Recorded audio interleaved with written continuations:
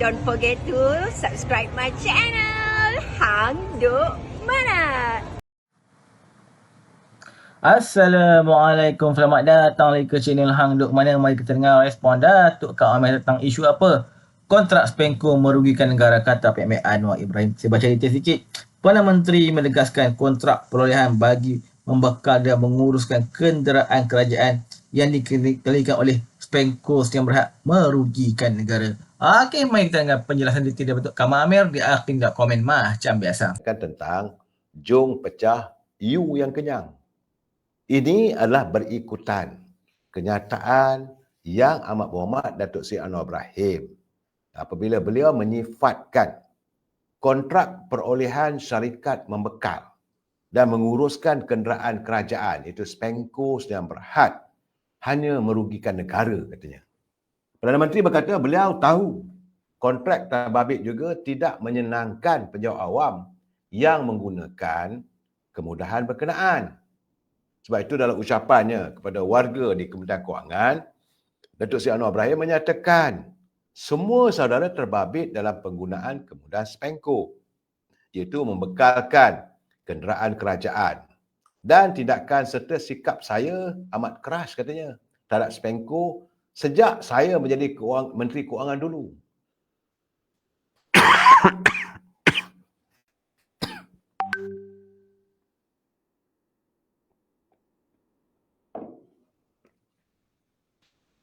Memang tidak dinafikan, saudara, sewaktu Datuk Seri Anwar Ibrahim menjadi Menteri Kewangan, sekitar tahun 94, 95, 96, sehinggalah berlaku perbalahan antara beliau dengan Dr. Mahathir, isu yang paling besar yang selalu dibangkitkan oleh Seri Anwar Ibrahim adalah tentang isu Spenco. Sebab itu katanya, semua saudara terbabit dalam penggunaan kemudahan Spenco ini dan tindakan serta sikap saya keras terhadap Spenco sejak saya jadi Menteri Kewangan dahulu. Saya tak tahu di mana salahnya, tetapi kata Seri Anwar Ibrahim, saya tahu peraturan itu tidak betul. Saya tahu ia merugikan negara. Saya tahu ia tidak menyenangkan penjawat awam. Tetapi kita lesu, kita tidak berupaya berbuat apa-apa kerana tidak ada ketegasan dan tekad politik untuk bertindak, katanya.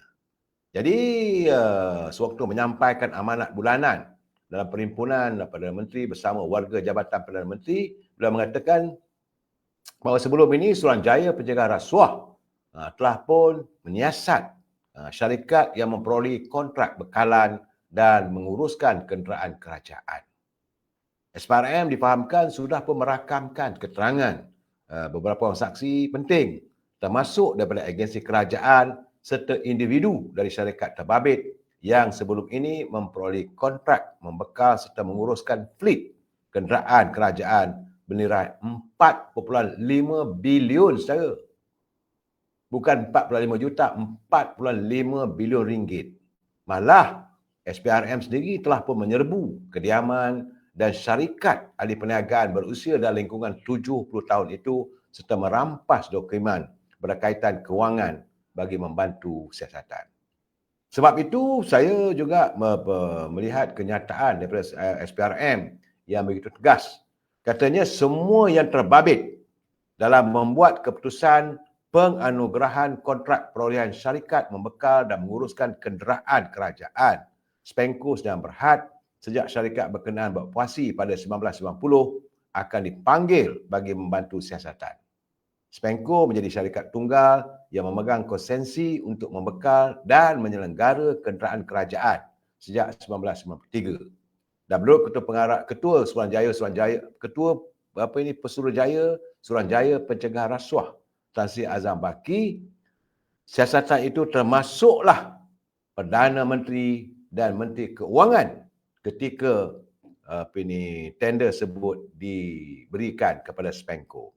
Katanya keterangan daripada semua yang terbabit itu perlu bagi melengkapkan siasatan kes berkenaan. Menurut Azam Baki, dia kata kita akan panggil siapa saja yang membuat keputusan pada masa itu yang memutuskan untuk memberi projek kepada Spenco. Jadi katanya kita lihat sejarah penubuhan syarikat ini pada 1998 atau 1999. Jadi siapa sahaja yang terbabit ketika itu, walaupun termasuk Perdana Menteri dan Menteri Kewangan, mereka akan dipanggil untuk direkod kenyataan dan untuk kita mengetahui apa yang mereka tahu berkenaan kes tersebut. Sebab menurut Perdana Menteri Datuk Seri Anwar Ibrahim, beliau menyifatkan bahawa kontrak perolehan Spenco hanya merugikan negara. Dan beliau tahu kontrak terbabit juga tidak menyenangkan penjawat awam yang menggunakan kemudahan berkenaan. Setakat ini saya nak jelaskan, banyak orang tak tahu tentang Spenco. Ini saya nak bagi penjelasan. Syarikat Spenco ni dia memegang konsesi untuk membekalkan dan menyelenggara kenderaan kerajaan selama 30 tahun sejak ia dianugerahkan bermula 1 Januari 1994. Sejak itu, Spenco yang beroperasi pada 16 Ogos 1998 menjadi penyedia khidmat pengurusan kenderaan bersepadu terbesar di negara ini. Ketika itu sejumlah 36 kementerian dan agensi kerajaan di seluruh negara menggunakan perkhidmatan Spenco. Menurut laman web saya, syarikat berkenaan menjadi pilihan utama bagi kerajaan persekutuan, kementerian dan agensi kerajaan seluruh negara dengan pembabitan lebih 13,000 unit kenderaan konsesi. Pada 1 Januari 1954, Spenco diamanahkan dengan konsesi selama 25 tahun. Konsesi ini membolehkan syarikat mengatur, membekal dan pembajakan kenderaan dengan peruntukan penyelenggaraan khas untuk kerajaan. Keperkhidmatan sediakan Spenco adalah kepakaran dalam sokongan kenderaan dan keupayaan pentadbiran yang komprehensif, pengurusan sistem angkatan kenderaan dan Fleet Management Information System. Selain itu, pusat penyelenggaraan kenderaan serantau. Spenco adalah seluas, dia ada pusat penyelenggaraannya iaitu seluas 5 ekar di Batu Cave dan 2 ekar di Bangi, Selangor. Spenco turut menyediakan bantuan kecemasan 24 jam di mana lebih 300 pusat perkhidmatan di seluruh negara dan 200 tenaga operasi dan kepakaran. Spenco telah pun mendapat pencapaian pensijilan ISO 9001 pada tahun 2008 bagi perkhidmatan pembaikan dan penyelenggaraan kenderaan. Jadi menurut Perkeliling Perbendaharaan Malaysia, berhubung tentang pengurusan kereta konsesi yang bermula 1 Januari, kerajaan persekutuan tidak lagi membeli kereta selun untuk kegunaan kementerian dan jabatan, tetapi memajak daripada syarikat yang sudah diberi konsesi, iaitu Spenco. Kerajaan membiayai kos sewaan, pembaikan dan penyelenggaraan bulanan di bawah konsesi tersebut. Ini adalah bagi tempoh 25 tahun bermula 1 Januari 1954 hinggalah 31 Disember 2018 dan perbendaharaan sebagai agensi pelaksana akan menetapkan kadar sewa, pembaikan dan penyelenggaraan bagi kereta konsesi. Pada 2019, perjanjian Spenco, konsesi Spenco dengan kerajaan telah tamat. 2019, saudara. Berikutan itu, tender terbuka dimulakan oleh kerajaan untuk kontrak membekal, menyelenggara dan menguruskan kenderaan konsesi untuk 15 tahun. Cadangan dilaporkan telah diterima daripada sekurang-kurangnya 7 buah syarikat yang membida kontrak untuk membekalkan kenderaan sebagaimana yang dilakukan oleh Spenco. Dan waktu tahun yang sama, syarikat Berjaya Group dan Naza Corporation membentuk konsortium untuk bersama-sama membina kontrak yang memang menguntungkan itu.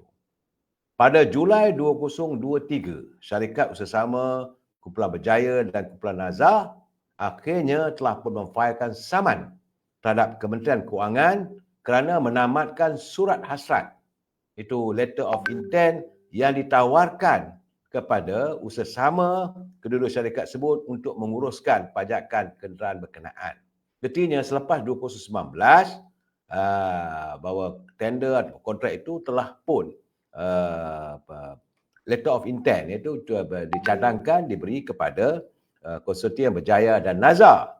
Jadi selaku penasihat dan pengasas Kumpulan Berjaya, Tan Sri Vincent, dia mengatakan bahawa LOI yang berkaitan dengan kontrak untuk membekalkan kenderaan kerajaan ditamatkan 3 bulan selepas Tan Sri Muhyiddin Yassin mengambil alih jawatan Perdana Menteri daripada Tun Dr. Mahathir Mohamad pada Mac 2020.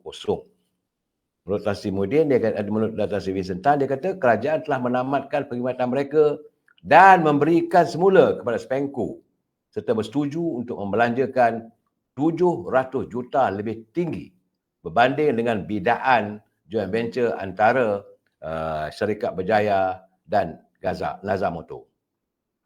Jadi kerajaan berfikiran bahawa Berjaya dan Nazar tidak cukup bagus katanya dalam perniagaan kereta.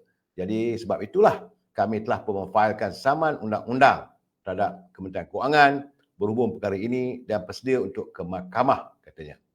Tambahan, bidaan yang dilakukan oleh JB terbabit ketika itu adalah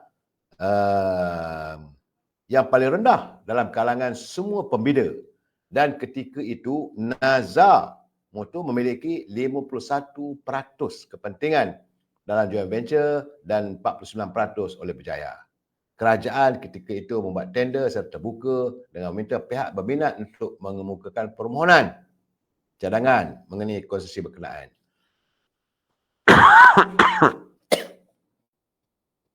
Selain Spenco serta JB, antara kumpulan Berjaya dan kumpulan Nazar, syarikat lain menyertai bidang ini ialah DRB Highcom dan Samlink Group. Jadi sebab menjadi keheranan bahawa harga yang ditawarkan semula, dia sepatutnya dah bagilah pada Berjaya Group, tapi pindah balik pada Spenco. Di sinilah bahawa ramai pihak merasakan ada kepentingan tertentu.